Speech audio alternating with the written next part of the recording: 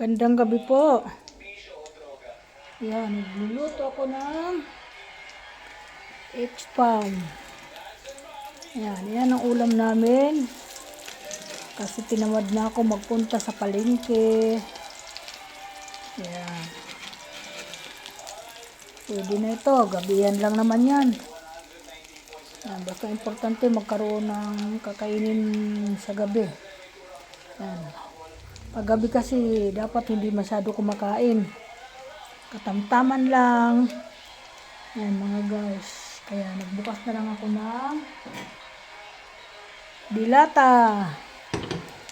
Yan. Sinaw mga guys. Okay na to.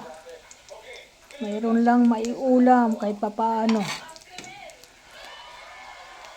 Yan, welcome to my vlog. Dito ako ngayon nagluluto. Tapos nagbukas ko ng TV. At manonood po ako ng balita. Ayan. Ayan mga guys. Good evening sa lahat. Ayan mga kamamis. Ang aking hapunan ngayon, gabi. Ayan po.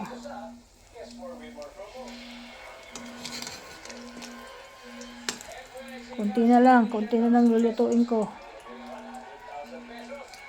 Alam mo mga guys, hinati ko lang po ito. Kasi mahirap naman magpaubos-ubos. Napakamahal nito. Uubusin mo lang ng isang kainan. Tipid-tipid. Para may kainin ng almusal. Palaman sa almusal to, masarap to mga guys. Ayan mga guys. Diba? Kakunti na lang pala ito. Kung nilalagyan ko ito ng itlog na nagpiprito ako nito. Itlog. Hello. Yan, luto-luto muna tayo ngayon. Simple lang na luto.